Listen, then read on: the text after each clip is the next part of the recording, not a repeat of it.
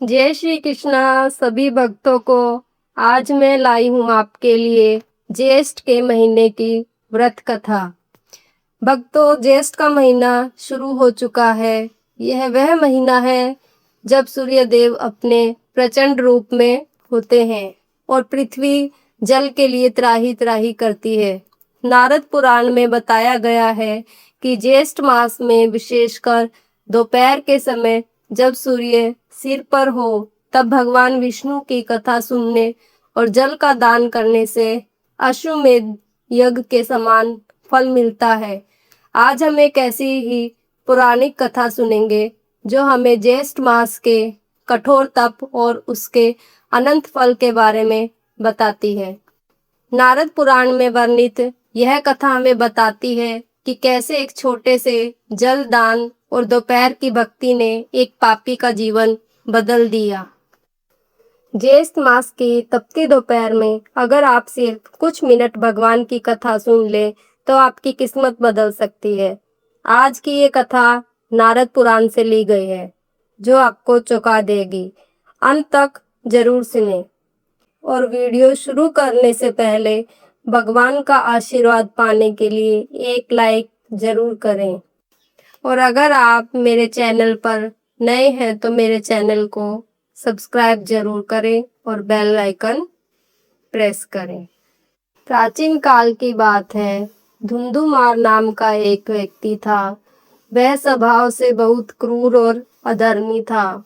उसने जीवन भर कभी कोई पुण्य नहीं किया, न कभी दान दिया और न ही कभी भगवान का नाम लिया। उसका पूरा जीवन दूसरों को कष्ट देने में बीत गया। एक बार ज्येष्ठ का महीना था। सूर्य की किरणें अग्नि के समान बरस रही थी। धरती इतनी तप रही थी कि पैर रखना मुश्किल था। धुंधुमार एक गांव से दूसरे गांव चोरी के इरादे से जा रहा था। चलते चलते दोपहर हो गई। भूख और प्यास से उसका कंठ सूखने लगा। दूर दूर तक उसे कोई जलाशय या छायादार वृक्ष नहीं दिखा। प्यास के मारे वह बेहोश होने वाला था। तभी उसे एक पुरानी कुटिया दिखी। वह लड़खड़ाते कदमों से वहां पहुंचा। वहां एक साधु महात्मा आसन पर बैठे नारद पुराण की कथा बाज रहे थे।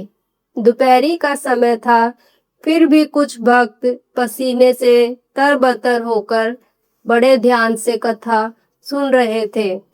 धुंधमार ने चिल्लाकर पानी मांगा। साधु ने अपनी कथा रोकी और अपने पास रखे घड़े से शीतल जल निकालकर उसे पिलाया। जल पीते ही धुंधुमार की जान में जान आई। वह वहीं छाव में बैठ गया। साधु ने अपनी कथा फिर शुरू की।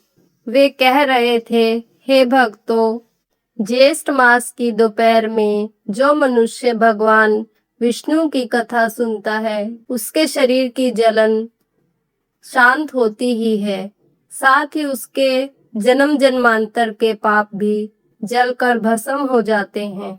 ज्येष्ठ में प्यासे को पानी पिलाना साक्षात नारायण की सेवा है। धुंधुमार ने प्यास की तड़प अभी अभी झेली थी, इसलिए साधु की बातें उसके सीधे हृदय में उतर गई। वह पहली बार जीवन में शांत होकर बैठ गया और पूरी दोपहर वह कथा सुनता रहा।